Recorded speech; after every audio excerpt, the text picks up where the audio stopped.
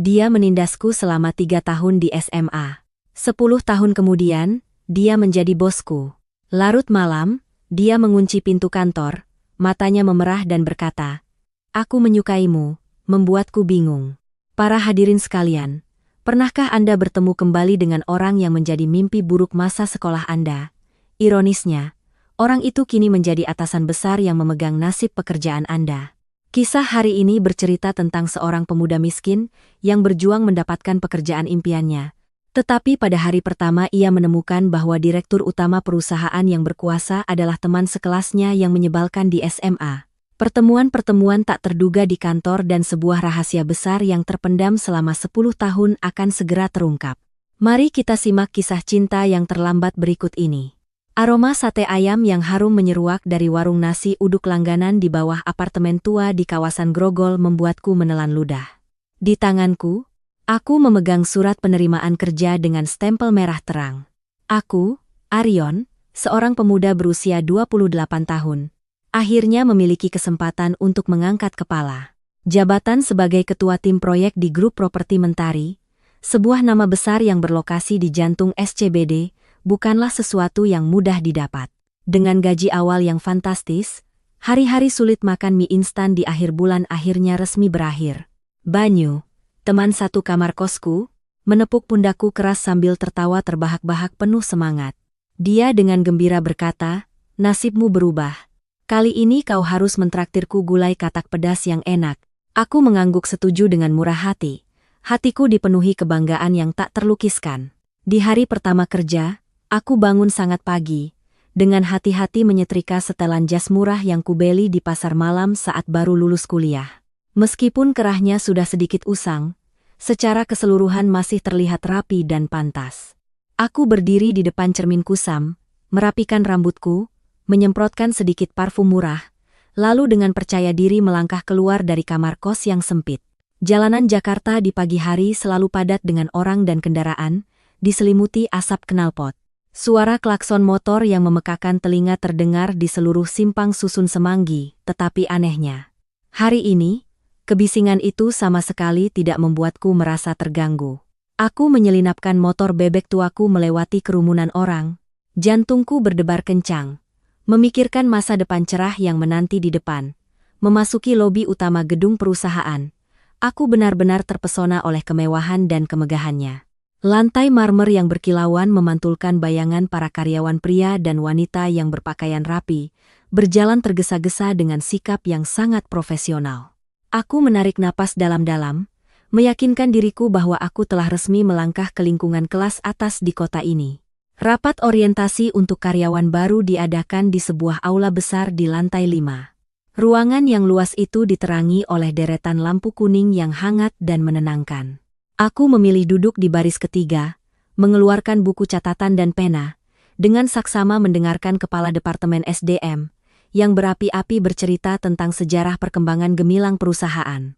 Suasana sedang sangat hikmat ketika dia tiba-tiba dengan lantang memperkenalkan orang yang akan berbicara selanjutnya, yaitu Direktur Utama Dewan Direksi sekaligus CEO perusahaan. Aku dengan antusias bertepuk tangan bersama orang-orang di sekitarku. Hatiku juga dipenuhi rasa penasaran ingin melihat potret bos wanita berkuasa yang sering disebut-sebut media. Seorang wanita melangkah ke podium di bawah cahaya lampu kristal yang berkilauan. Dia mengenakan setelan abu-abu yang dijahit dengan sangat indah, menonjolkan postur tubuhnya yang ramping namun penuh wibawa. Rambut hitam legamnya dipotong sebahu dengan gaya yang berani. Wajahnya yang tajam dan dingin memancarkan tekanan tak kasat mata. Tatapan tajamnya menyapu barisan penonton di bawah, membuat ruangan yang luas itu seketika hening, tidak ada yang berani bersuara. Pada saat itu, aku benar-benar terpaku, senyum cerah di bibirku lenyap, digantikan oleh keterkejutan luar biasa yang naik hingga ke otak. Jantungku berdebar kencang, seolah ingin melompat keluar dari dada. Direktur utama yang berkuasa yang berdiri di atas panggung itu adalah Kirana. Dia adalah mimpi buruk terbesarku selama SMA. Gadis yang telah menaburkan tahun-tahun remajaku dengan kenangan yang sangat menakutkan. Kirana berdiri di sana, suaranya jelas dan tegas setiap kata. Sikapnya yang percaya diri menguasai seluruh aula. Sementara aku, terperosok di kursiku di bawah, Kedua tanganku mencengkeram tepi kursi begitu erat hingga urat-urat biruku menonjol. Keringat dingin membasahi seluruh punggung kemejaku. Kenangan buruk 10 tahun yang lalu yang kukira telah terkubur selamanya di bawah debu waktu. Tiba-tiba bangkit dengan dahsyat. Hidup seolah baru terjadi kemarin. Aku buru-buru membungkuk, berusaha menyembunyikan diri di balik punggung besar rekan kerja yang duduk di depanku. Dalam benakku, aku hanya berdoa satu hal, semoga dia tidak pernah melihatku. Tapi takdir sepertinya selalu suka mempermainkan orang kecil. Tepat saat Kirana menyelesaikan pidatonya yang berapi-api, tatapan tajamnya tanpa sengaja menyapu ke tempatku bersembunyi. Mata kami bertemu di udara. Aku melihat dengan jelas kilatan keterkejutan di matanya.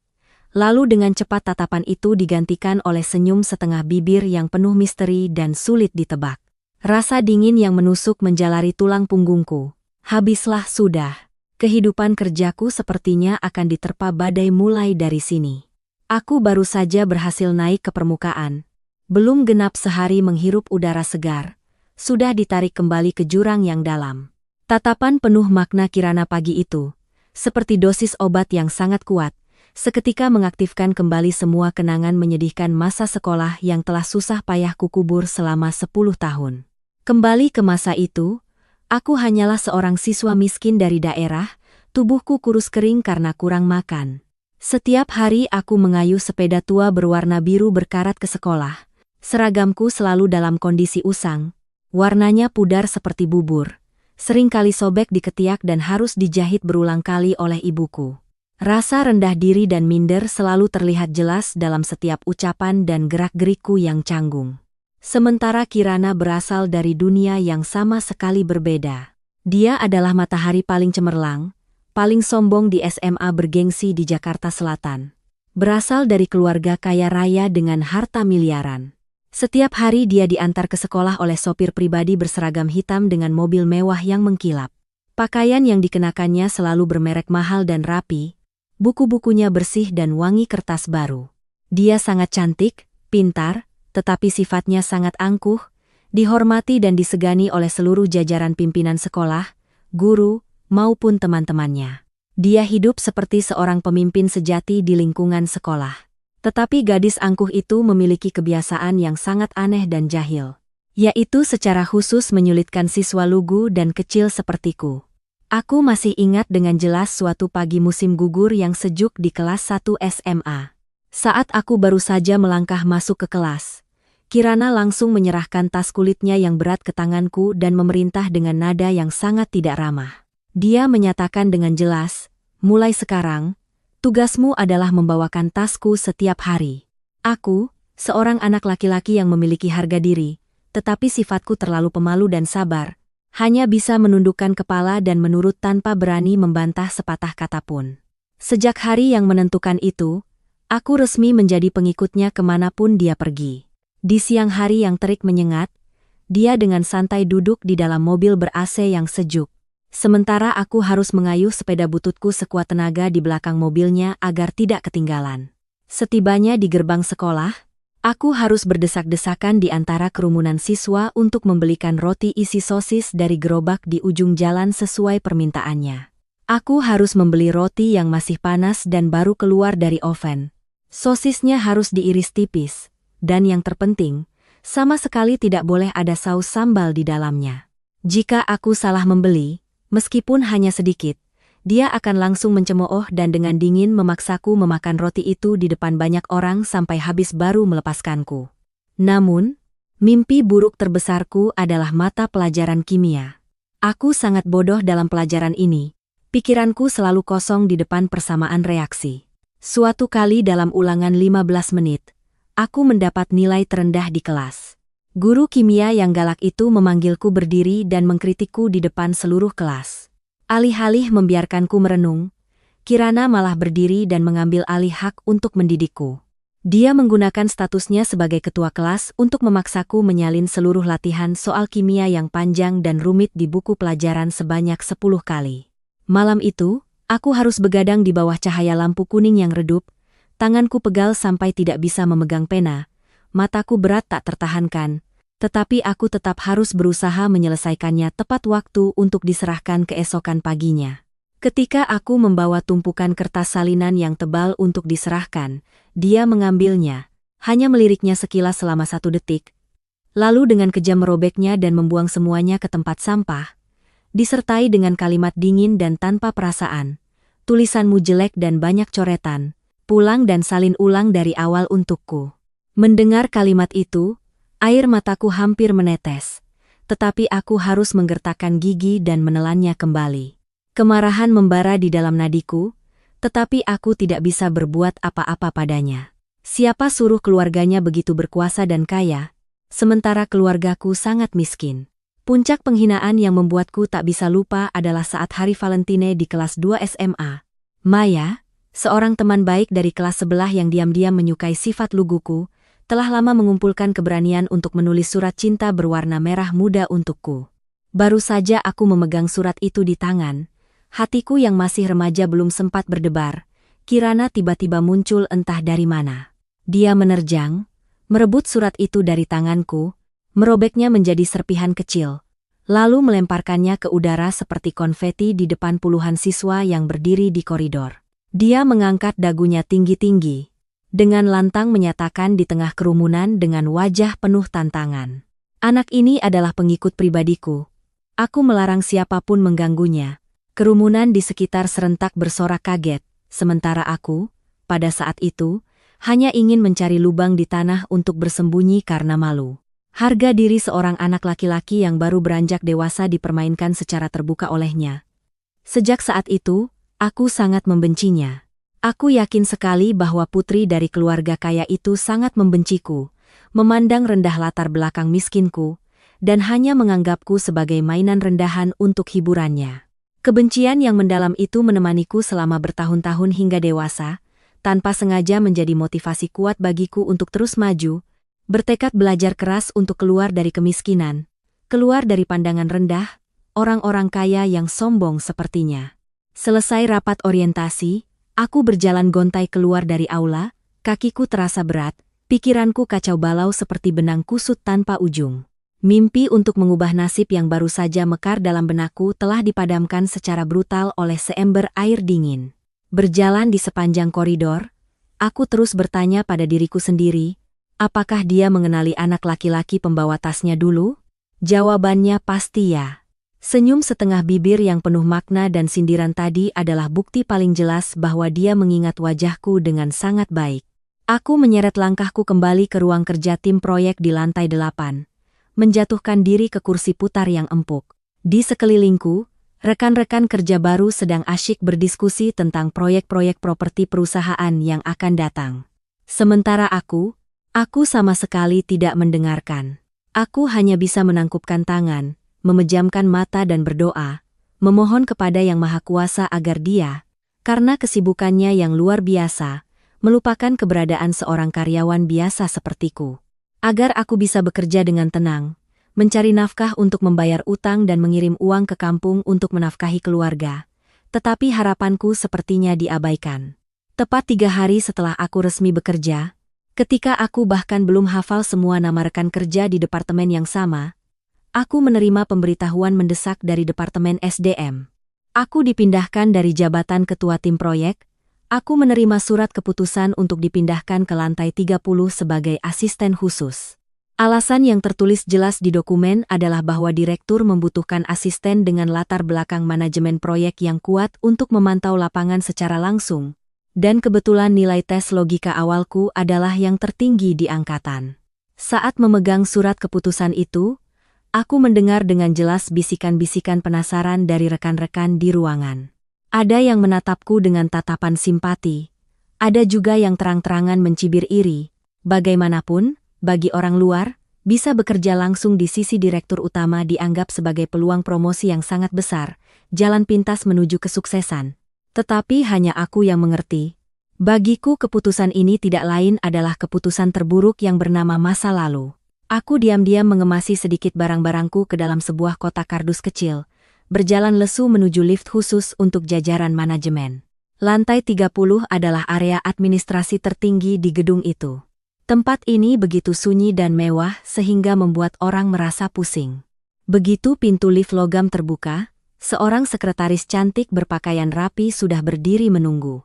Dia tersenyum ramah dan profesional, lalu mengantarku melewati pintu kaca sidik jari menuju ruang kerja pribadi Kirana.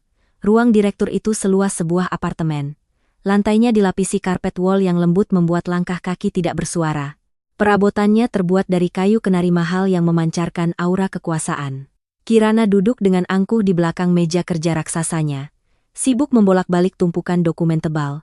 Mendengar langkah kakiku, dia bahkan tidak repot-repot mengangkat kepala untuk melihat, hanya bersuara dingin dan tajam memecah kesunyian. Dia memberi perintah tegas, "Meja kerjamu di sudut sana. Mulailah bekerja." Aku dengan berat meletakkan kotak kardusku di depan meja kerja baru. Hatiku penuh dengan beban dan kecemasan. Aku tahu betul bahwa hidupku mulai saat ini akan kembali jatuh ke dalam serangkaian hari yang suram. Kirana pasti sudah merencanakan dengan matang, menyiapkan sebuah skenario untuk menyulitkanku, manis namun terus-menerus.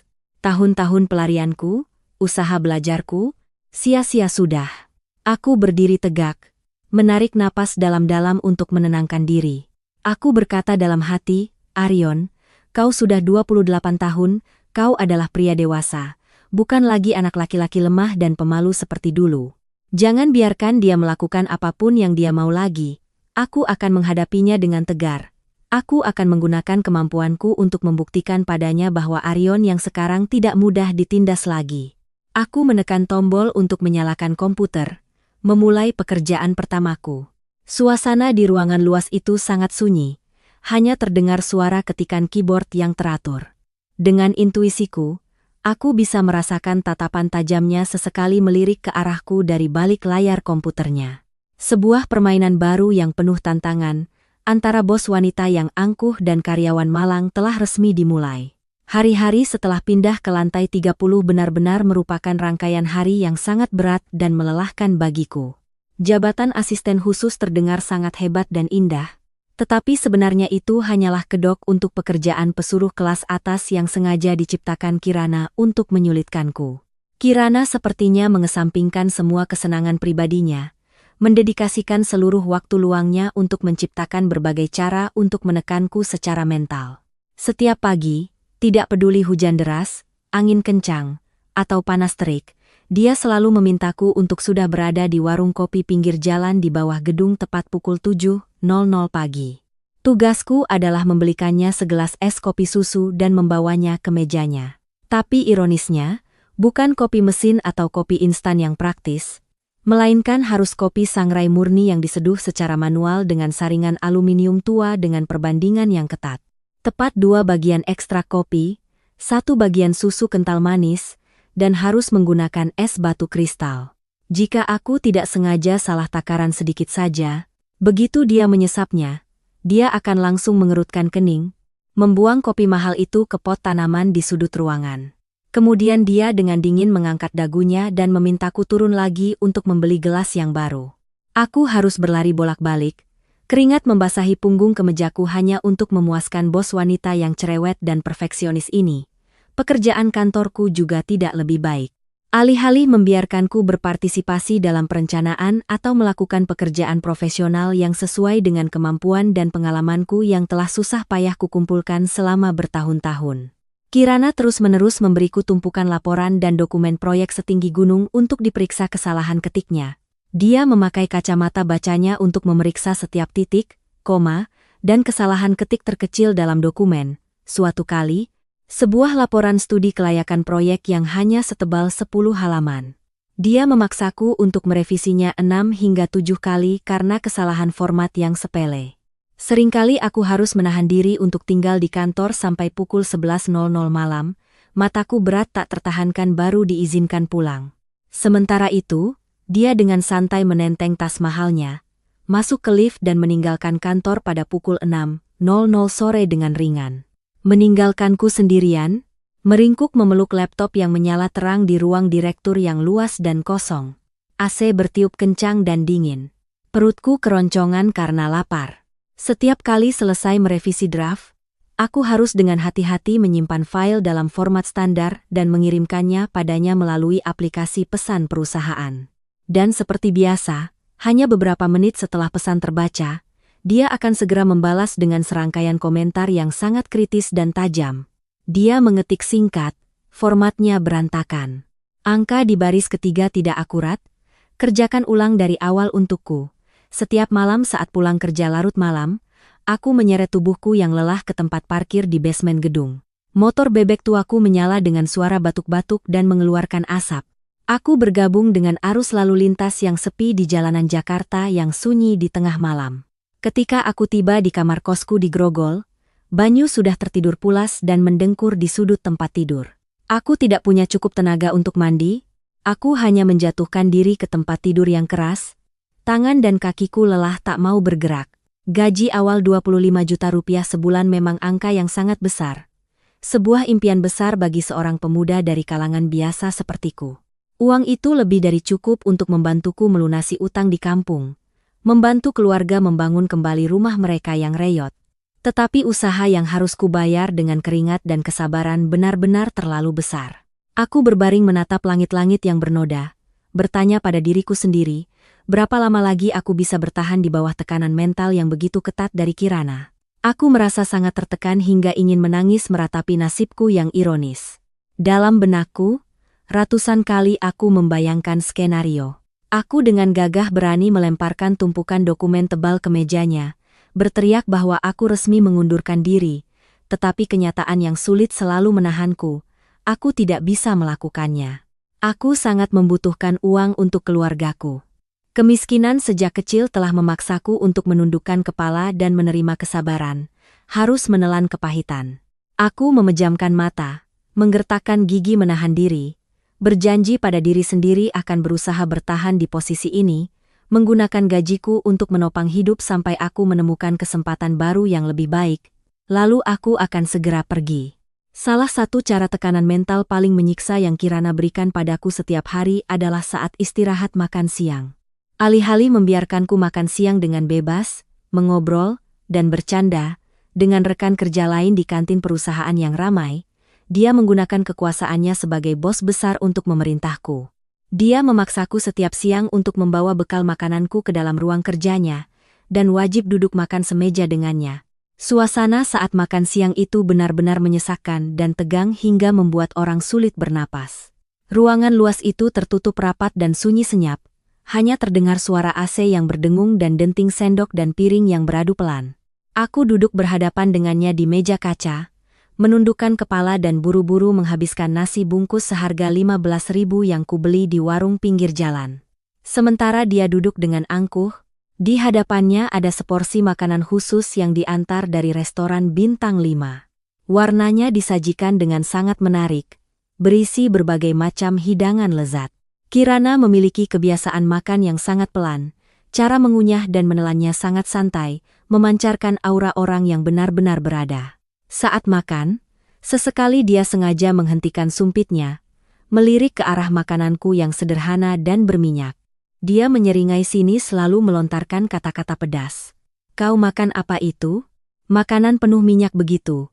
Pantas saja badanmu selalu berbau kemiskinan. Kata-kata tajamnya seperti jarum tak kasat mata yang menusuk langsung ke harga diriku yang rapuh. Aku sengaja mengabaikannya dan menyuap nasi dalam porsi besar, mengunyahnya dengan cepat. Aku hanya berharap waktu berlalu dengan cepat untuk mengakhiri sesi makan siang yang penuh tekanan ini. Tapi dia bertekad tidak akan melepaskanku begitu saja. Tiba-tiba dia mengulurkan tangan dan mendorong porsi makannya yang mahal ke arahku. Dia menggunakan sumpit gadingnya untuk mengambil sepotong besar iga asam manis yang berkilauan karena minyak dan meletakkannya tepat di tengah mangkuk nasiku. Dia melipat tangan di depan dada dan memerintah, "Makan ini sampai habis." Aku tiba-tiba tidak suka hidangan ini lagi. Tindakan kurang ajar itu seketika membangkitkan kenangan lama. Aku teringat hari ketika dia memaksaku berdiri dan memakan sebungkus besar nasi kuning sampai habis, hanya karena dia bilang nasinya terlalu manis. Penghinaan itu terulang kembali, begitu hidup dan nyata seperti 10 tahun yang lalu. Aku memegang sumpit, jari-jariku gemetar karena marah. Aku benar-benar ingin menumpahkan mangkuk nasi ini ke karpet, ingin berdiri dengan gagah, berbalik dan pergi tanpa menoleh ke belakang. Tetapi tatapan tajamnya yang seperti sengatan listrik langsung menahanku di kursi. Aku tahu betul sifat wanita ini. Jika aku berani melawan, dia pasti punya ribuan cara lain yang lebih kejam untuk menekan dan menyulitkanku sampai dia puas. Aku menggertakkan gigi, perlahan mengambil potongan iga besar itu dan memasukkannya ke mulut, mengunyahnya dengan susah payah seolah mengunyah jerami. Rasa iga asam manis yang biasanya lezat, hari ini terasa sangat pahit saat masuk ke mulutku. Aku dengan susah payah menelan potongan daging itu bersama dengan segala rasa terhina dan sedih. Sejak itu, setiap makan siang di kantor berubah menjadi perang psikologis yang sangat tegang. Aku selalu harus waspada, berhati-hati dengan setiap perkataan dan perbuatan, takut jika tidak sengaja menyinggung bos wanita yang cerewet ini. Makanan mewah dan mahal yang dia bagikan tiba-tiba menjadi beban bagi perutku. Saat-saat seperti itu, aku sangat merindukan perasaan duduk di tikar pinggir jalan, makan sepiring nasi uduk seharga Rp15.000 yang masih mengepul, bisa tertawa lepas dan bercanda dengan teman-teman pekerja miskin. Kekayaan dan kekuasaan yang dipamerkan Kirana sama sekali tidak membuatku kagum, malah semakin membuatku membenci karakternya. Aku mulai menghitung hari, berharap bisa segera mengumpulkan cukup uang untuk mengajukan pengunduran diri dan selamanya bebas dari ruang sesak bernama Kirana ini. Sekitar 2 bulan setelah aku menjabat sebagai asisten, perusahaan memutuskan untuk memperluas investasi pada proyek resor ekologis skala besar di Pulau Bali. Manajer proyek melaporkan bahwa proses pembebasan lahan mengalami beberapa kendala kecil, sehingga Kirana memutuskan untuk terbang langsung ke pulau itu untuk meninjau situasi. Dan tentu saja, dengan jabatanku sebagai asisten khusus yang selalu mendampingi atasan, aku secara otomatis masuk dalam daftar penerbangan ke Bali kali ini.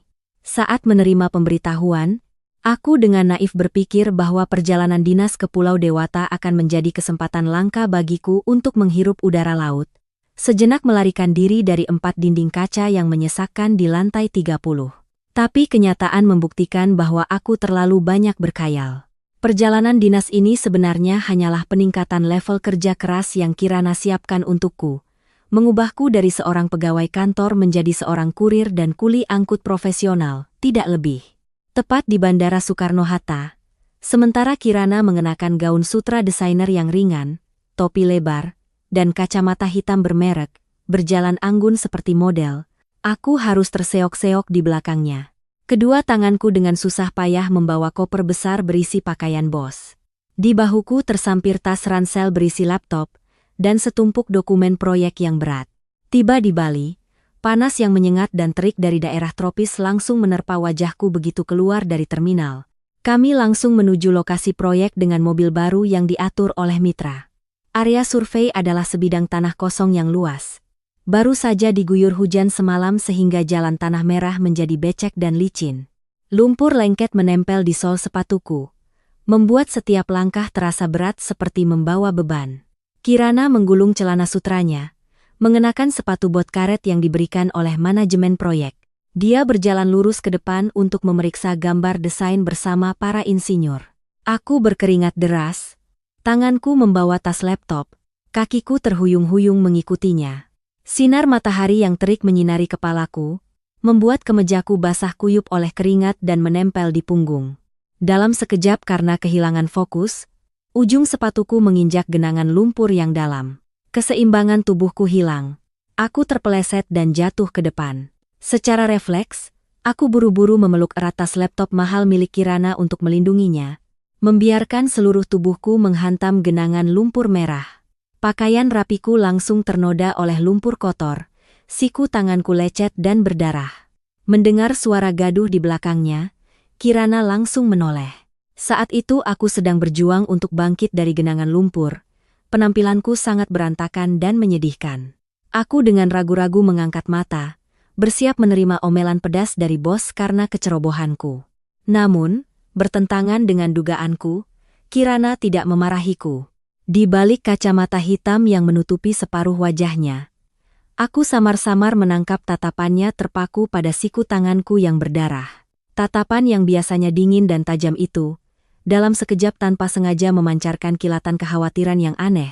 Bibirnya terkatup rapat, seolah ingin mengatakan sesuatu, tetapi kemudian dengan sengaja menelannya kembali. Dengan sangat cepat, Kirana memalingkan wajah, menyembunyikan emosi yang baru saja muncul. Dia berkata dengan nada dingin kepada manajer proyek di sebelahnya, "Suruh orang bawa dia ke area cuci tangan. Kalau kotor begini bagaimana bisa mengikutiku mencatat laporan?" Aku berjalan lesu mengikuti manajer itu. Hatiku dipenuhi perasaan yang sangat aneh. Tatapan khawatir sekilas itu apa artinya? Atau itu hanya halusinasiku karena kepanasan? Malam itu, setelah seharian berjuang keras di lokasi proyek, Kirana memiliki jadwal makan malam dan penandatanganan kontrak konstruksi dengan perusahaan mitra di sebuah restoran seafood mewah di tepi pelabuhan. Mitra kali ini adalah sebuah perusahaan konstruksi yang berpengaruh di daerah itu. Perwakilan mereka adalah seorang wakil direktur berusia sekitar 50-an, bertubuh gemuk, wajahnya berkilauan dan selalu memerah karena alkohol. Dia terkenal di kalangan bisnis sebagai orang yang sombong, suka menyalahgunakan kekuasaan, dan terutama suka pamer di meja makan. Pesta baru saja dimulai 15 menit. Wakil direktur itu sudah menjentikkan jari memanggil pelayan untuk membawa 3 botol minuman keras impor yang mahal. Dia sendiri menuangkan 3 gelas besar, mendorong 1 ke arah Kirana, 1 untuk dirinya sendiri, sambil tertawa terbahak-bahak dengan suara serak yang tidak enak didengar. Dia menepuk dada dan menyatakan, "Berbisnis dengan perusahaan kami harus mengikuti aturan meja minum. Hari ini, jika Direktur Kirana tidak menghabiskan 3 gelas penuh ini, maka kontrak konstruksi dianggap tidak pernah dibicarakan." Kirana mengerutkan kening, wajahnya menunjukkan ketidaksenangan yang jelas. Dia sangat benci gaya komunikasi paksaan di meja minum seperti ini. Kesehatannya juga tidak memungkinkan untuk minum banyak alkohol. Tetapi kontrak senilai 50 miliar rupiah ini sangat strategis bagi perusahaan, tidak bisa begitu saja dibatalkan. Kirana mengulurkan tangan hendak mengambil gelas. Tetapi aku lebih cepat 1 langkah. Dengan refleks yang datang dari tanggung jawab sebagai seorang asisten, aku dengan berani melangkah maju, menghalangi antara Kirana dan wakil direktur itu. Aku mengambil gelas yang penuh itu, tersenyum diplomatis yang dipaksakan dan berkata dengan keras, "Maaf, Pak, Direktur utama kami hari ini sedang tidak enak badan. Jika Bapak tidak keberatan, sebagai bawahan, saya izin untuk minum 3 gelas ini mewakili beliau sebagai tanda itikat baik kerjasama perusahaan kami." Wakil direktur itu menyipitkan matanya, menatapku dari atas ke bawah dengan tatapan menyelidik dan meremehkan. Dia mendengus dingin, melontarkan hinaan tanpa basa-basi. "Kau ini hanya pesuruh yang membawakan tas untuk bosmu. Apa hakmu minum denganku? Kau pikir minuman impor ini semurah air di pinggir jalan yang biasa kau minum?" Kata-kata sinis dan tajam itu sangat melukai harga diriku di depan banyak orang di ruangan itu. Aku merasa sangat terhina, tetapi aku tahu aku tidak boleh marah dan merusak urusan bisnis perusahaan. Aku menggertakkan gigi, tidak mengatakan sepatah kata pun untuk membela diri, langsung menenggak habis gelas minuman keras itu. Cairan itu mengalir ke kerongkonganku. Panas membakar seluruh organ dalamku. Aku meringis, mencoba menahan rasa mual yang bergejolak. Setelah menghabiskan gelas pertama, aku tidak berhenti tetapi terus menuang gelas kedua. Lalu, gelas ketiga, aku berusaha menghabiskannya di depan tatapan kaget orang-orang di meja. Alkohol meresap ke dalam darah dengan sangat cepat. Wajahku mulai pucat, kepalaku pusing dan sempoyongan. Kakiku tidak lagi bisa berdiri tegak. Tapi aku tetap berusaha berpegangan pada tepi meja untuk menjaga keseimbangan, menahan tawa mengejek dari pria gemuk itu. Menyaksikan aku berjuang menghabiskan gelas-gelas minuman keras yang pedas hingga wajahku pucat dan tubuhku sempoyongan siap ambruk ke lantai, wajah dingin Kirana seketika menjadi gelap. Suasana di sekitarnya langsung turun ke titik beku, memancarkan hawa dingin yang menakutkan hingga membuat orang-orang yang peka di ruangan itu bergidik. Wakil direktur itu masih belum menyadari ketegangan yang mendekat, dia terus tertawa cabul, mengambil botol minuman untuk menuangkan lagi ke gelasku, memaksaku minum untuk memuaskan kesombongannya.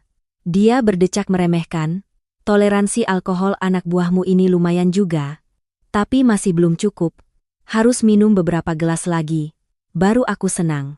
Tepat pada saat itu, amarah Kirana yang tertahan meledak. Dia tiba-tiba berdiri dari kursinya.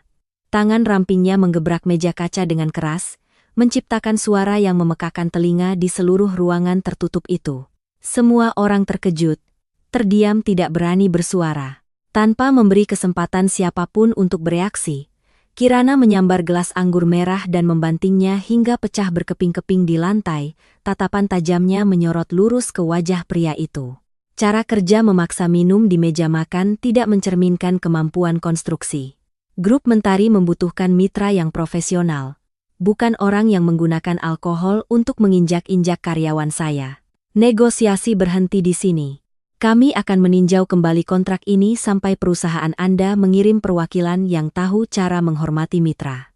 Pernyataan tegasnya seperti sambaran petir di tengah ruang pesta, membuat semua staf mitra pucat ketakutan. Tanpa mempedulikan reaksi panik mereka, Kirana berbalik dan mencengkeram lenganku yang terkulai, menarikku dengan kuat keluar dari ruangan yang pengap berbau alkohol itu. Tangannya sangat dingin, tetapi cengkeramannya sangat kuat dan mantap. Aku berjalan terhuyung-huyung mengikutinya sampai ke tempat parkir. Di dalam kepalaku yang pusing karena alkohol, tiba-tiba muncul serangkaian pikiran yang membingungkan. Wanita yang selalu mencari cara untuk menyulitkanku setiap hari. Mengapa hari ini dia rela membatalkan kontrak bernilai puluhan miliar hanya untuk melindungi kehormatan seorang bawahan sepertiku? Kontradiksi dalam tindakannya membuat hatiku mulai berdebar dengan kebingungan yang luar biasa. Setelah perjalanan dinas yang penuh badai di Bali, kami terbang kembali ke Jakarta pada malam hari. Hujan deras awal musim mengguyur kota, menyebabkan jalanan tergenang air. Efek samping dari 3 gelas minuman keras, ditambah harus kehujanan dari bandara ke mobil jemputan, membuat tubuhku benar-benar menyerah. Aku mulai demam tinggi, kepala sakit seperti dipukul palu, dan perutku terus-menerus kram.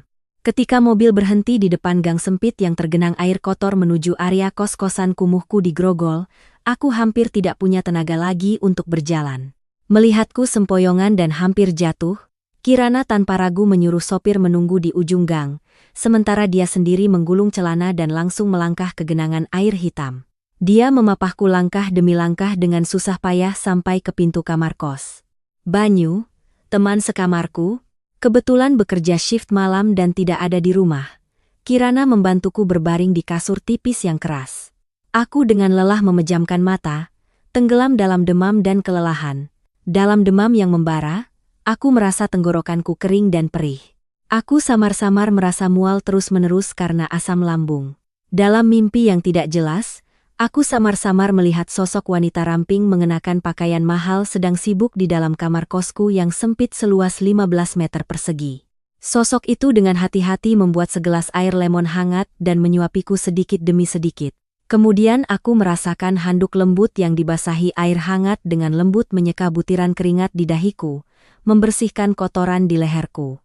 Aroma parfum kayu cedar yang mewah dan familiar menguar di sekitar hidungku, membuatku merasa sangat tenang. Dalam cahaya redup lampu tidur berwarna merah, aku seolah melihat sepasang mata menatapku dengan penuh rasa kasihan yang tak terlukiskan. Aku mencoba mengulurkan tangan, ingin menyentuh wajah itu, tetapi rasa kantuk yang berat dengan cepat menarikku ke dalam tidur yang lelap. Keesokan paginya, aku terbangun kaget saat sinar matahari yang terik menembus celah jendela. Sakit kepalaku sudah jauh berkurang, tubuhku juga terasa lebih ringan. Aku duduk, melihat sekeliling ruangan yang sepi. Tidak ada siapa-siapa, semua barang di kamar telah dirapikan. Area yang berantakan semalam sudah dibersihkan. Tidak ada jejak tersisa. Di atas meja lipat plastik kecil di samping tempat tidur, aku melihat sebuah mangkuk porselen yang ditutup dengan piring. Di dalamnya ada semangkuk bubur ayam panas yang ditaburi banyak daun bawang. Aromanya sangat harum. Di samping mangkuk bubur, ada satu strip obat pereda mabuk impor dan segelas air putih. Aku termenung, menyentuh mangkuk bubur yang masih hangat. Mungkinkah apa yang kurasakan dalam demam semalam adalah nyata?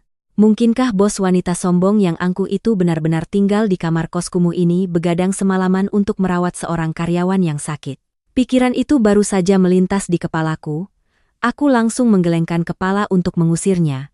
Pasti Banyu pulang pagi dan membelikanku bubur. Kirana mana mungkin merendahkan dirinya melakukan hal-hal merepotkan seperti ini? Aku mencoba meyakinkan diriku sendiri. Tetapi aroma parfum kayu cedar yang samar-samar tertinggal di bantal adalah bukti paling jelas yang menghancurkan semua penyangkalanku. Insiden Kirana marah-marah, membatalkan kontrak di Bali untuk membela seorang asisten, dengan cepat menyebar ke kantor pusat perusahaan secepat api yang menyambar padang kering. Lingkungan kantor memang selalu menjadi lahan subur bagi desas-desus jahat untuk berkembang biak. Hanya dalam beberapa hari, di semua grup obrolan internal karyawan, berbagai departemen ramai membicarakan hubungan yang tidak jelas antara bos wanita lajang yang berkuasa dan asisten mudanya yang berasal dari keluarga biasa. Berjalan di koridor atau masuk ke dalam lift, aku selalu harus menahan tatapan sinis dan bisikan di belakangku. Orang-orang dengan jahat memberiku berbagai julukan tidak enak didengar. Mulai dari si oportunis yang memanfaatkan bos wanita, hingga pria yang mengandalkan bos untuk promosi. Tidak bekerja tapi ingin kaya. Sebagai seorang pria dengan harga diri yang sangat tinggi, gosip tak berdasar ini seperti beban tak kasat mata yang menghancurkan kehormatanku. Setiap langkah di perusahaan sekarang terasa berat, tidak nyaman, dan sangat menyesakkan. Malam itu, aku memutuskan untuk mengurung diri di kamar kos, membuka laptop, dan mengetik surat pengunduran diri yang panjang. Aku menyatakan dengan jelas keinginanku untuk mengakhiri kontrak kerja lebih awal karena merasa tidak lagi cocok dengan budaya perusahaan. Keesokan paginya, aku membawa surat yang sudah dicetak rapi, dijepit di dalam map, dan masuk ke ruang kerja Kirana. Aku meletakkan surat itu di meja kaca di hadapannya, berbicara dengan nada tegas dan tanpa ragu. Saya izin mengajukan surat pengunduran diri. Mohon Ibu Direktur mempertimbangkan dan menyetujuinya agar saya bisa berhenti bekerja mulai minggu depan. Kirana berhenti mengetik, perlahan mengangkat kepalanya dan menatapku dengan tatapan yang sangat rumit. Dia mengambil surat pengunduran diri itu, membacanya sekilas, sudut bibirnya sedikit terangkat membentuk senyum dingin yang familiar. Tiba-tiba, tindakan selanjutnya benar-benar membuatku terkejut. Tanpa berkata apa-apa, tangan rampingnya dengan kuat merobek surat pengunduran diri itu menjadi dua, lalu merobeknya lagi menjadi serpihan-serpihan kecil. Dia melemparkan sobekan kertas itu ke meja. Suaranya menjadi tajam dengan nada ancaman. Kau pikir perusahaan ini pasar? Bisa datang dan pergi sesukamu? Ingat baik-baik kontrak kerja yang sudah kau tanda tangani dengan perusahaan ini berjangka waktu 3 tahun. Jika kau melangkah keluar dari pintu ini sekarang, kau akan kehilangan seluruh gajimu bulan ini dan tidak akan mendapatkan surat pengalaman kerja. Yang lebih penting, siapa yang akan menanggung utang keluargamu di kampung? Bersikaplah seperti pria dewasa, jangan biarkan sedikit harga diri merusak kariermu. Kata-katanya seperti tamparan air dingin ke harga diriku yang terakhir. Aku terpaku di tempat. Kedua tanganku terkepal erat. Aku sangat kesal hingga menggigit bibir. Tetapi aku tidak berdaya untuk melawan. Keterikatan finansial telah sepenuhnya mengikat kakiku, memaksaku untuk terus menahan diri di tempat yang penuh dengan pengawasan dan gosip ini. Setelah insiden pengunduran diri yang gagal, sikap Kirana terhadapku tampaknya menjadi semakin dingin dan ketat. Dia mulai memberiku pekerjaan-pekerjaan sepele yang benar-benar menguras tenaga fisikku. Jumat sore itu, Kirana ada rapat mendadak, jadi dia menelepon dan memberitahukan kata sandi, memintaku masuk ke ruang kerjanya untuk membuka laci brankas pribadinya dan mengambil satu set dokumen rahasia. Saat sedang terburu-buru mencari karena terhalang tumpukan map tebal, aku tidak sengaja menjatuhkan sebuah kotak kayu kecil yang disimpan dengan hati-hati di dasar laci ke lantai. Tutupnya terbuka, dan semua isinya berhamburan keluar. Itu bukanlah stempel atau kontrak penting, melainkan barang-barang kenangan pribadi dari masa sekolah Kirana. Buku-buku pelajaran kelas 2 SMA yang sudah menguning, pulpen-pulpen tua, dan beberapa boneka beruang kecil berserakan di lantai yang berdebu. Aku menghela napas, berjongkok untuk memunguti setiap barang dan memasukkannya kembali ke dalam kotak.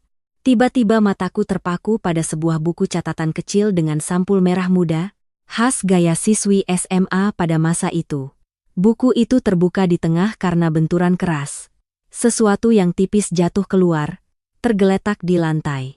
Aku mengambilnya dan menyadari itu adalah kelopak bunga flamboyan yang telah dikeringkan dengan hati-hati. Warna merah terangnya dulu kini telah berubah menjadi coklat tua seiring berjalannya waktu. Rasa penasaran memuncak, aku tidak bisa menahan diri untuk membuka lembaran-lembaran di dalam buku bersampul merah muda itu. Yang kulihat adalah barisan tulisan tangan yang rapi dan bulat, ditulis dengan tinta ungu khas anak sekolah. Baris pertama di halaman itu tertanggal sesuai dengan tahun saat aku kelas 1 SMA. Isinya hanya satu kalimat. Hari ini Arion tidak sarapan lagi, dasar bodoh. Jantungku tiba-tiba berdetak tidak karuan. Aku buru-buru membalik ke halaman berikutnya. Jantungku serasa diremas saat melihat sebuah foto kecil seukuran perangko yang ditempel dengan rapi di sudut halaman. Foto itu diambil diam-diam, menampilkan seorang siswa kurus kering, mengenakan kemeja seragam kebesaran, sedang tertidur pulas dengan kepala di atas meja belajar yang penuh goresan. Siswa dalam foto itu tidak lain adalah diriku 10 tahun yang lalu. Di bawah foto itu ada beberapa baris buku harian yang belum selesai, menunjukkan kebingungan dan kekhawatiran yang mendalam. Arion dihadang dan diganggu oleh geng pemuda nakal di lingkungan rumahnya. Apa yang harus kulakukan untuk melindunginya? Aku tidak bisa membiarkan mereka menyentuhnya. Membaca baris ini, kedua tanganku mulai gemetar hebat. Pikiranku berputar dalam kebingungan tanpa jalan keluar. Buku catatan ini apa artinya? Mengapa seorang putri kaya raya yang angkuh dan selalu menganggapku sebagai duri dalam daging, diam-diam menyimpan fotoku di buku hariannya? Kata-kata penuh kekhawatiran dalam buku harian ini sangat bertentangan dengan tindakan penindasan kejam yang dia lakukan padaku selama 3 tahun SMA. Mungkinkah ini hanya lelucon jahat baru yang dia ciptakan untuk mempermainkanku, atau ada kebenaran lain yang tersembunyi di balik cangkang dinginnya yang tidak pernah kupahami? Sambil memegang buku catatan tua itu, aku tenggelam dalam kebingungan yang luar biasa. Rasanya seolah-olah persepsiku yang kokoh tentang masa lalu perlahan-lahan hancur berkeping-keping. Kebingungan tentang buku catatan bersampul merah muda itu belum mereda ketika perusahaan memasuki periode paling menegangkan dalam setahun. Direktur Utama Kirana secara resmi mengumumkan dimulainya kampanye tender untuk proyek kawasan perkotaan tepi sungai. Ini adalah mega proyek dengan investasi lebih dari 500 miliar rupiah, yang sangat penting untuk menentukan posisi perusahaan di pasar properti seluruh Indonesia bagian selatan. Seluruh perusahaan beralih ke mode siaga tinggi. Berbagai departemen berlomba dengan waktu, lembur terus-menerus siang dan malam, yang membuat semua orang, termasuk aku, terkejut adalah Kirana memutuskan untuk memberikan tanggung jawab penuh atas analisis data pasar dan penyusunan laporan kelayakan finansial kepada seorang asisten biasa sepertiku. Keputusan berani dari Direktur Utama ini segera mendapat penolakan diam-diam dari banyak kepala departemen berpengalaman. Tetapi Kirana menggunakan kekuasaan absolutnya untuk membungkam semua bisikan. Dia menatap lurus ke mataku, menyerahkan tumpukan dokumen tebal dengan sikap serius yang belum pernah kulihat sebelumnya. Sejak menerima tugas itu, aku hampir makan dan tidur di kantor. Setiap hari aku bekerja selama 16 jam di depan layar komputer, berhadapan dengan ribuan angka rumit, grafik fluktuasi harga tanah, dan algoritma perhitungan tingkat pengembalian modal yang memusingkan. Suasana di ruang kerja di lantai 30 selalu pekat dengan ketegangan. Kirana menjadi sangat ketat dan menuntut kesempurnaan hingga tingkat ekstrim. Kami berdua sering terlibat dalam perdebatan sengit seputar opsi desain. Ada malam-malam di mana suara gebrakan meja sebagai tanda protes terdengar keras di ruangan yang sunyi.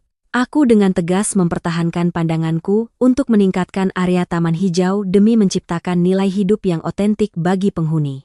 Sementara Kirana lebih praktis, menghitung setiap meter persegi lahan komersial untuk memaksimalkan keuntungan bagi pemegang saham. Kami berdiri berhadapan di seberang meja kerja yang luas. Tatapan mata kami tidak mau mengalah. Kirana melipat tangan di depan dada. Suaranya tajam membantah setiap argumenku. Kau ini sedang berbisnis atau beramal, Arion. Jika tingkat keuntungan tidak mencapai 20%, Dewan Direksi akan langsung menolak proyek ini.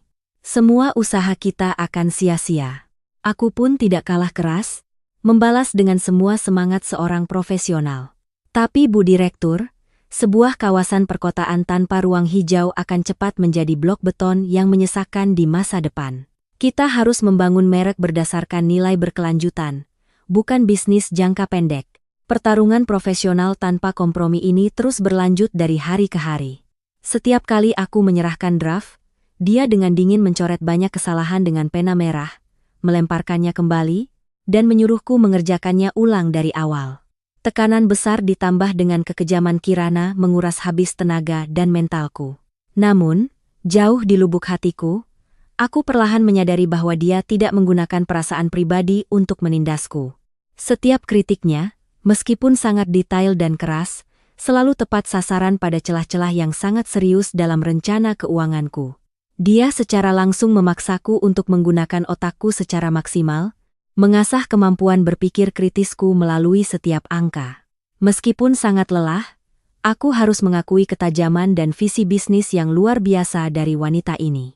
Tinggal 3 hari lagi sebelum batas waktu penyerahan proposal tender. Dewan Direksi membutuhkan tambahan mendesak berupa gambar perencanaan detail skala 1500 yang telah dicap oleh Dinas Tata Kota. Di tengah hari yang terik, Kirana memintaku untuk segera pergi ke kantor dinas dengan motor untuk mengambil dokumen tersebut. Namun, cuaca Jakarta musim ini sangat tidak menentu. Begitu aku keluar dari gerbang Dinas Tata Kota dengan gulungan gambar di tangan, awan hitam tiba-tiba datang, menutupi seluruh langit. Hujan badai musim panas turun dengan derasnya. Aku buru-buru mencari beberapa kantong plastik besar, membungkus gulungan gambar itu 3-4 lapis dengan rapat, lalu memasukkannya ke dalam jas hujan plastik tipisku. Perjalanan kembali ke kantor benar-benar perjuangan yang luar biasa. Jalan Gatot Subroto terendam banjir air keruh karena sistem drainase tidak mampu menampung air. Motor bebek tuaku kemasukan air di knalpot, mati, dan terdiam di tengah genangan air. Aku terpaksa berjalan di dalam air dingin yang setinggi lutut, menuntun motor melewati jalanan banjir sepanjang 1 kilometer. Kedua tanganku selalu kugenggam erat di depan dada untuk melindungi dokumen penting itu agar tidak basah. Ketika aku tiba di lobi perusahaan, seluruh tubuhku basah kuyup, pakaianku penuh lumpur, bibirku pucat karena kedinginan terlalu lama. Aku berlari membawa gulungan gambar itu langsung ke lantai 30. Begitu masuk ke ruang kerja, hembusan angin dingin dari AC sentral langsung menerpa tubuhku membuatku menggigil. Gigiku bergemeletuk. Kirana yang sedang melihat dokumen mengangkat kepala dan melihat penampilanku yang menyedihkan, dia langsung mengerutkan kening dan berdiri dari kursinya. Dia berlari mendekat, merebut gulungan gambar dari tanganku, dengan hati-hati memeriksa apakah ada yang basah. Melihat dokumen itu masih kering dan utuh, dia baru bisa bernapas lega. Tetapi wajahnya langsung menjadi tegang, dan dia memarahiku habis-habisan. Kau ini bodoh ya? Hujan deras dan jalanan banjir seperti itu, kenapa tidak tinggalkan saja motormu dan panggil taksi online untuk membawa dokumennya? Kau sayang uang receh atau mau main drama di depanku? Hah? Meskipun dimarahi, aku tidak punya tenaga untuk bereaksi. Kepalaku pusing. Semua benda di depanku mulai berputar dan kabur. Aku terhuyung mundur selangkah, hampir pingsan di lantai. Melihatku sempoyongan, Kirana berhenti memarahiku. Dia buru-buru berjalan ke pintu kantor, menekan tombol kunci elektronik, dan dengan satu suara klik, mencegah semua pandangan dari luar. Kemudian dia pergi ke lemari pribadinya, mengambil handuk tebal dan melemparkannya ke tubuhku, memerintah dengan nada yang tidak bisa ditolak. Masuk ke kamar mandi di dalam, bersihkan lumpur itu. Di lemari ada pakaian ganti. Setelah selesai, keluar dan berbaring di sofa itu untukku, jangan sampai mengotori karpetku. Aku menurut, meringkuk di dalam handuk hangat di atas sofa mahal. Beberapa saat kemudian, Kirana membawa segelas air panas berisi obat flu dengan aroma sereh yang kuat. Dia memberikannya padaku dengan wajah yang masih kaku. Minum sampai habis lalu pejamkan mata dan istirahat sebentar. Aku tidak mau besok media memberitakan, asisten direktur utama pingsan karena kelelahan bekerja. Aku memegang gelas hangat itu, diam-diam melirik wajahnya. Di balik kata-kata kasar dan sikap dinginnya, aku merasakan perhatian dan perlindungan yang sangat aneh. Kontradiksi antara sikap keras dan tindakan perhatiannya membuat pikiranku semakin bingung dan tidak dapat ku mengerti. Tinggal 1 hari lagi sebelum momen penentuan penyerahan proposal tender. Jam digital di dinding ruang kerja menunjukkan pukul 2 pagi. Seluruh lantai gedung pencakar langit itu sudah gelap gulita. Semua karyawan sudah pulang. Hanya ruang direktur utama di lantai 30 yang masih memancarkan cahaya lampu putih yang dingin. Aku duduk menatap layar komputer selama 18 jam tanpa henti. Mataku lelah dengan pembuluh darah merah. Kelopak mataku terasa berat seperti timah. Pundakku sangat pegal. Punggungku kaku dan sakit karena duduk dalam satu posisi terlalu lama. Aku sedang berusaha menyelesaikan kembali model perhitungan arus kas proyek setelah Kirana menemukan kesalahan pada versi yang kuserahkan sore tadi. Ini adalah revisi ke-10 dalam 2 hari terakhir. Setelah memeriksa dengan teliti setiap angka di spreadsheet untuk terakhir kalinya, aku mencetak dan menjilid dokumen itu dengan hati-hati.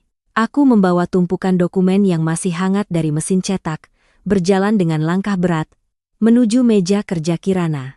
Dia masih mengenakan pakaian kerjanya yang rapi, menopang dagu sambil memeriksa gambar arsitektur. Aku meletakkan rencana keuangan yang sudah selesai di atas meja kaca, mencoba melaporkan dengan suara yang jelas. Bu Direktur, saya sudah menyesuaikan kembali tingkat diskonto dan menghitung ulang seluruh arus kas proyek sesuai permintaan terbaru Ibu. Tingkat risiko sudah ditekan serendah mungkin. Silakan diperiksa. Kirana tidak langsung menjawab. Dia mengambil tumpukan dokumen itu dan membolak-baliknya dengan sangat cepat. Matanya menyapu angka-angka tanpa ekspresi. Suasana di ruangan itu begitu sunyi sehingga aku bisa mendengar detak jantungku sendiri yang berdebar kencang karena gugup dan lelah. Setelah tepat 2 menit memeriksa, dia melepaskan tumpukan dokumen itu hingga jatuh dengan suara keras di atas meja kaca. Dia mengangkat matanya menatapku, wajahnya dingin tanpa emosi. Suaranya datar seperti mesin yang diprogram. Angka arus kas untuk bagian penggalangan dana ini masih belum cukup aman untuk meyakinkan Dewan Direksi. Rencana ini tidak layak, kerjakan ulang dari awal untukku. 4 kata kerjakan ulang dari awal terdengar di telingaku seperti sambaran petir di tengah malam yang sunyi. Saraf di otakku yang menahan stres seolah ditarik hingga melampaui batas. Semua usahaku, begadang semalaman, memeras keringat dan otakku, hanya dibalas dengan tatapan sekilas selama 2 menit dan penolakan dingin yang kejam. Aku berdiri terpaku, napasku menjadi cepat, kedua rahanku mengatup erat hingga terasa pegal, perasaan kesal yang luar biasa memuncak. Di matanya, usahaku sepertinya tidak ada nilainya sama sekali. Aku selamanya hanya akan menjadi karyawan rendahan baginya untuk memuaskan kebiasaannya menindas seperti saat SMA. Api yang membara selama 10 tahun akhirnya menemukan kesempatan untuk berkobar hebat. Kemarahan meledak di dalam diriku seperti gunung berapi yang memuntahkan lahar, menyapu bersih semua akal sehat dan kesabaran terakhir seorang karyawan. Mataku memerah dengan pembuluh darah yang menonjol karena lelah. Tanpa mempedulikan status atasan dan bawahan, tanpa mempedulikan kesakralan ruang direktur, aku menggebrak meja kaca dengan sekuat tenaga. Suara keras bergema, merobek keheningan malam. Tumpukan dokumen di atas meja melambung lalu jatuh berserakan di lantai. Aku mencondongkan tubuh ke depan, berteriak langsung kepada wanita yang duduk di hadapanku, melampiaskan semua kekesalan yang telah menekanku selama 1 dekade. Kenapa harus aku? 10 tahun yang lalu, kau menindasku, mempermalukanku di depan semua orang.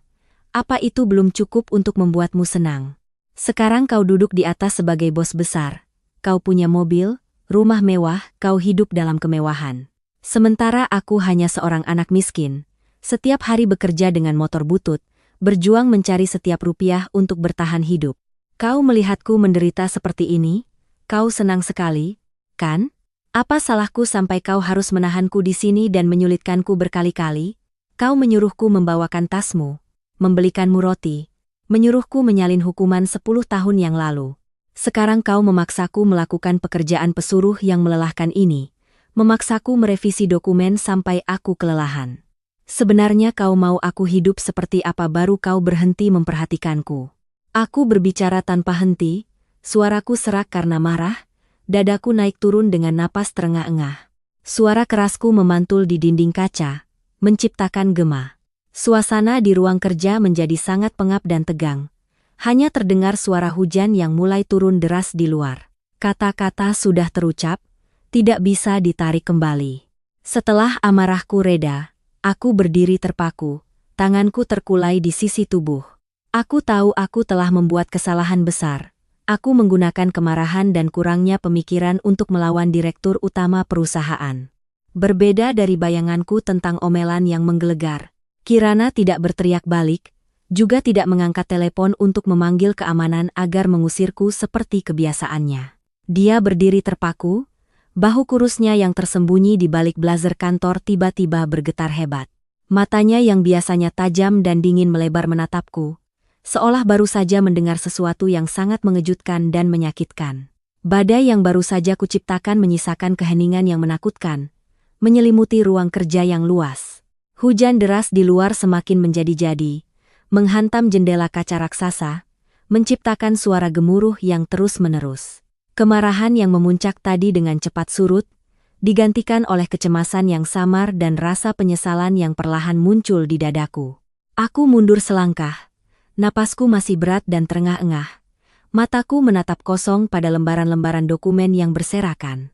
Di atas karpet wall yang mewah, kepalaku mulai membayangkan skenario terburuk, surat pemecatan instan, denda pelanggaran kontrak yang sangat besar yang bisa membuatku bekerja keras seumur hidup untuk melunasinya, atau satpam gedung akan segera muncul dan memintaku pergi dari sini di tengah malam yang dingin ini.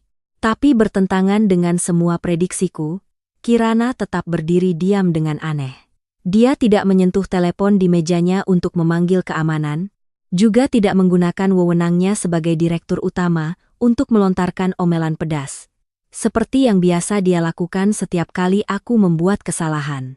Di bawah cahaya kuning redup dari lampu meja, aku melihat bahu kurusnya di balik blazer bergetar dengan lembut namun sangat jelas. Tangan rampingnya yang biasa memegang pena untuk menandatangani kontrak miliaran rupiah, kini terkepal erat di samping tubuhnya seolah sedang menahan sesuatu yang sangat besar yang siap meledak. Waktu berlalu sekitar 1 menit, tetapi bagiku terasa seperti 1 abad. Tiba-tiba Kirana mulai bergerak. Dia berbalik, tanpa mengucapkan sepatah kata pun, sepatu hak tingginya mengetuk lantai, menciptakan suara ketukan kering, perlahan berjalan menuju pintu kayu yang menuju koridor luar. Aku terpaku di tempat.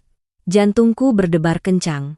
Yakin dia akan memanggil orang untuk mengusirku demi menghindari keributan di ruang kerjanya. Tapi ketika dia mendekati pintu, tindakan selanjutnya membuat semua pikiranku terhenti. Kirana menekan keras panel kontrol sentuh di dinding. Terdengar suara klik yang tajam dan dingin. Itu adalah suara sistem kunci elektronik, fitur keamanan khusus yang hanya bisa diaktifkan oleh direktur utama untuk mengunci seluruh ruangan dari dalam. Tidak berhenti di situ, dia meraih remote kontrol dari rak kayu kecil di samping pintu. Dia menekan tombol merah, dan seketika, sistem tirai ganda tebal berwarna hitam dari langit-langit perlahan turun, menutupi semua dinding kaca transparan, memisahkan ruang direktur dari area kerja umum di luar. Tirai-tirai tebal itu perlahan menutup, menghalangi sisa-sisa cahaya terakhir dari koridor, mengubah ruangan luas ini menjadi area yang sepenuhnya terisolasi dari dunia luar. Suara hujan di luar juga teredam oleh tirai tebal, menjadi kecil dan jauh. Keheningan saat ini semakin menyesakkan. Aku sangat bingung, keringat mulai membasahi pelipisku. Kenapa dia mengunci pintu? Kenapa dia menutup tirai? Mungkinkah teriakanku tadi telah menyinggung harga diri wanita berkuasa ini, membuatnya memutuskan untuk mengambil tindakan paling keras di tempat tersembunyi ini tanpa ingin ada yang menyaksikannya. Aku menarik napas dalam-dalam, mempersiapkan diri untuk menerima amarah yang belum pernah terjadi sebelumnya dari bos wanita bernama Kirana. Pintu sudah terkunci rapat, tirai beludru hitam sudah turun sepenuhnya. Ruangan luas itu kini hanya menyisakan kami berdua yang berdiri berhadapan dalam suasana yang sangat menyesakkan. Kirana berdiri membelakangiku selama beberapa detik, seolah sedang berjuang melawan emosi yang berkecamuk di dalam hatinya.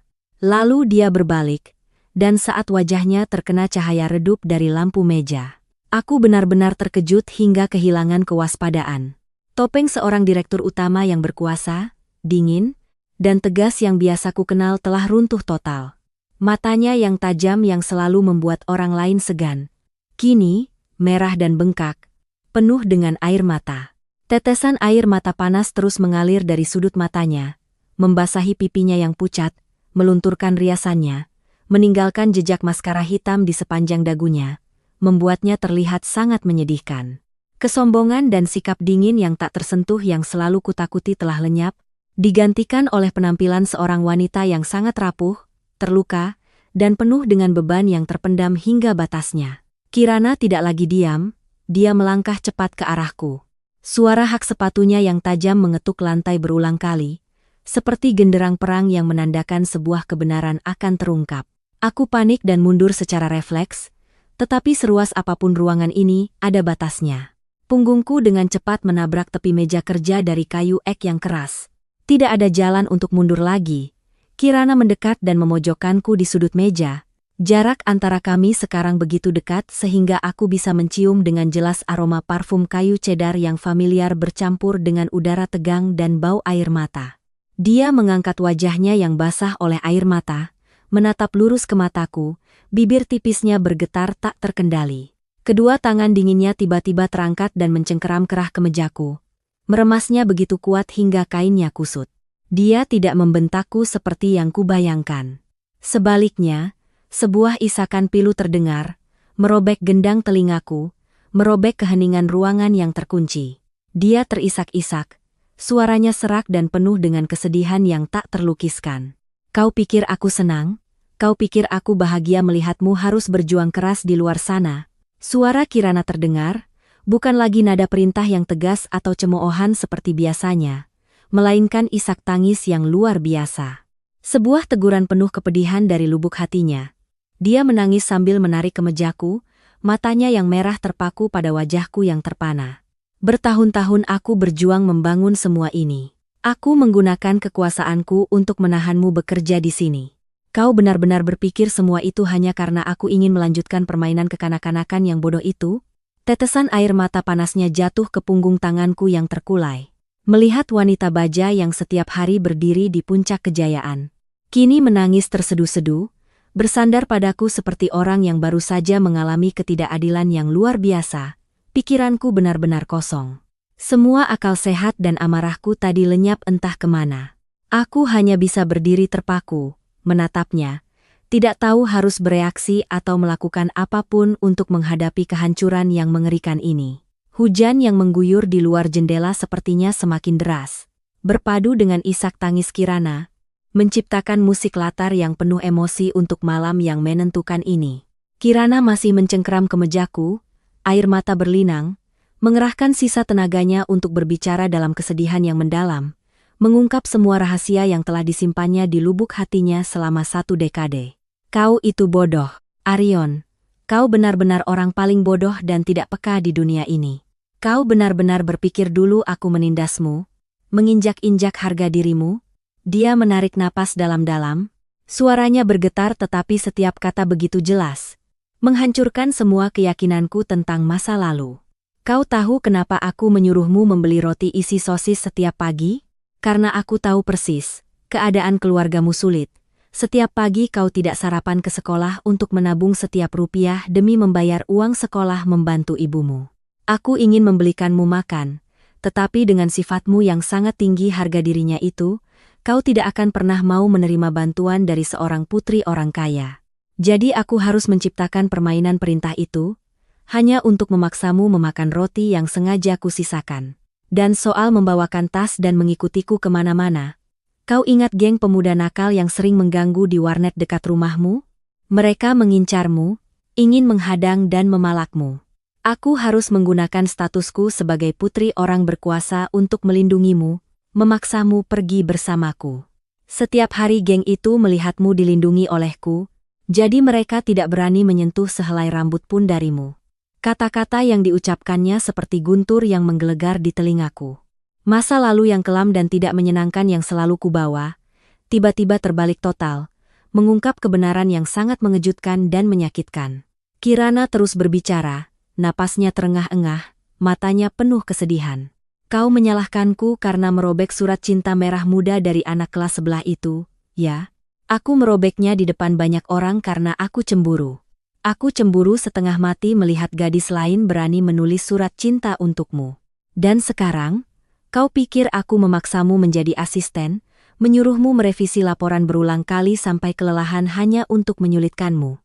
Lihat kembali proyek tender ratusan miliar ini.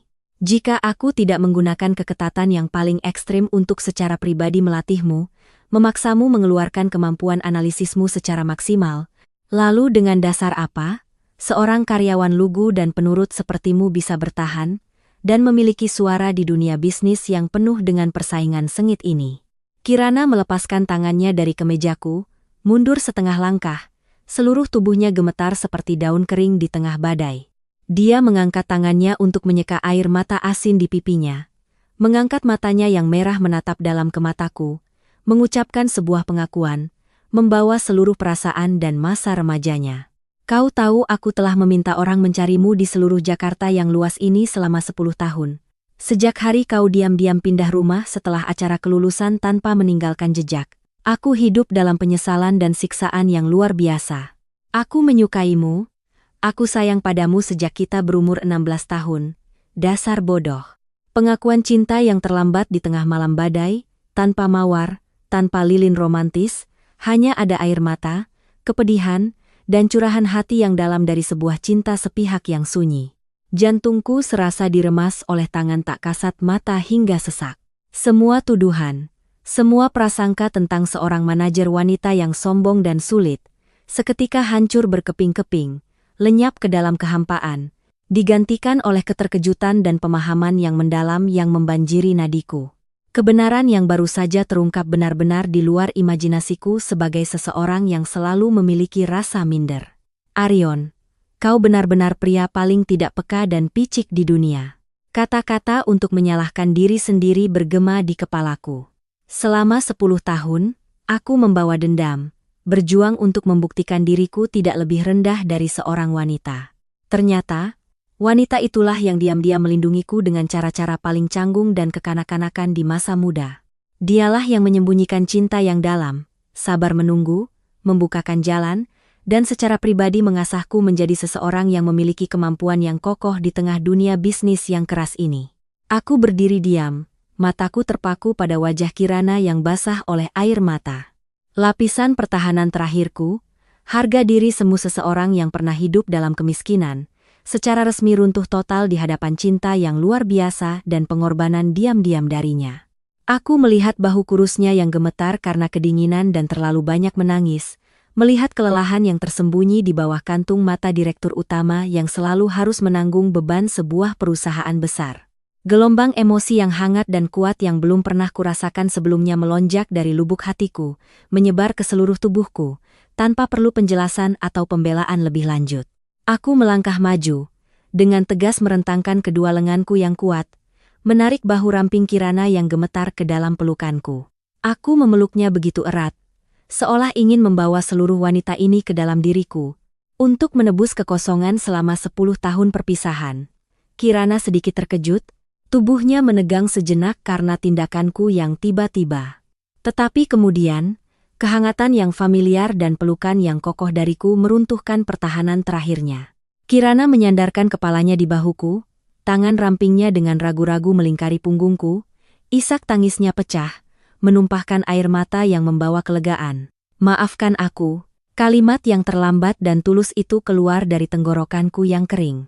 Aku menundukkan kepala dan menyandarkan dahiku ke dahinya yang panas.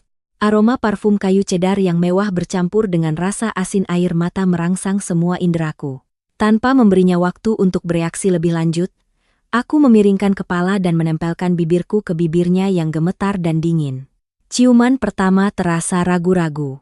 Tetapi dengan cepat, pengekangan selama 1 dekade terlepas, mengubahnya menjadi ciuman yang penuh dengan emosi yang mendalam dan pemahaman.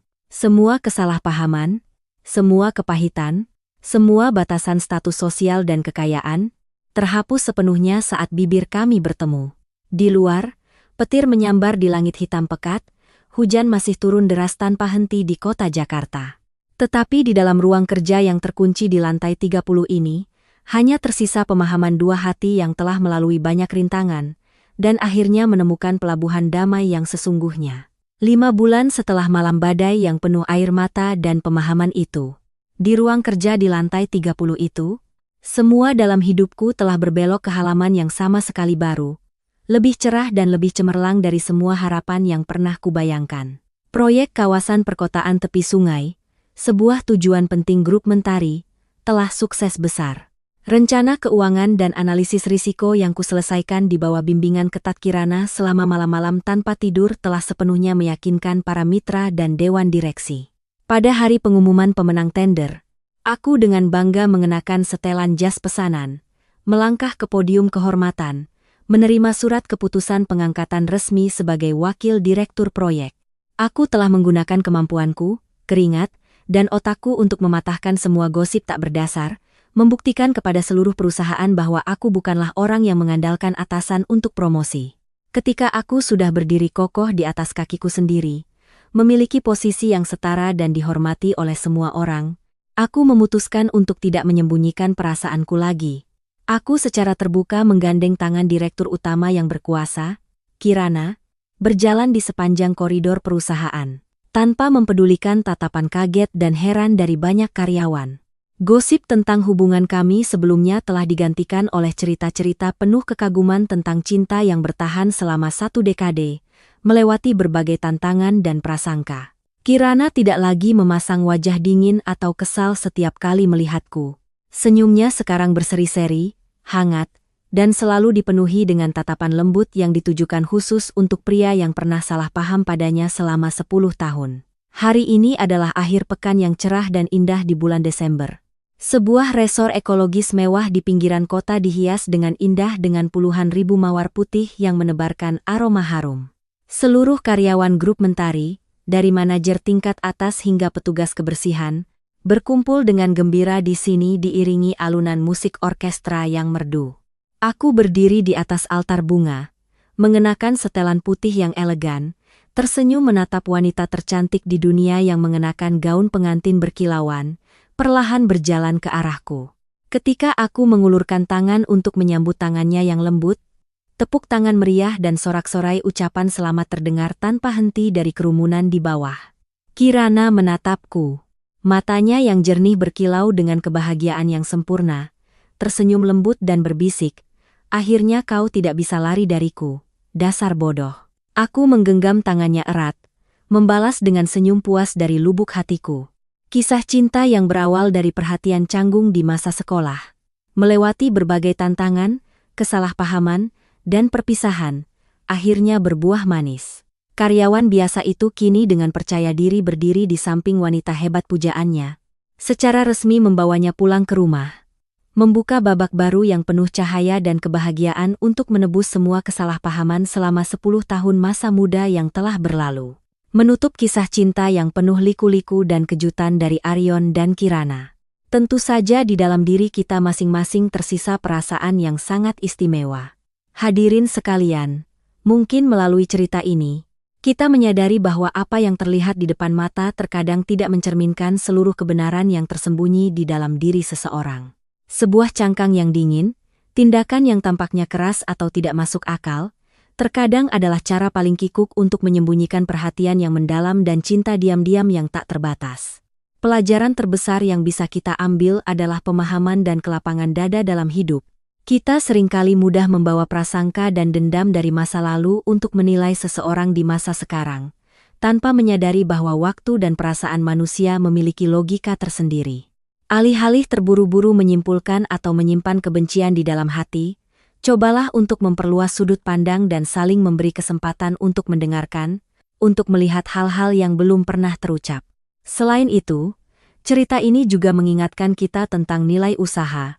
Tidak peduli seberapa rendah titik awal kita atau berapa banyak kesulitan yang kita hadapi, selama kita menjaga tekad untuk maju dan terus menempa diri, hasil yang manis pasti akan datang. Hidup ini sangat ajaib. Kebahagiaan terkadang bukanlah sesuatu yang terlalu jauh. Ia selalu sabar menanti kita di ujung jalan, tepat setelah kita berani merobohkan tembok prasangka dan rasa minder. Terima kasih telah meluangkan waktu berharga Anda untuk mendengarkan cerita ini sepenuhnya hari ini.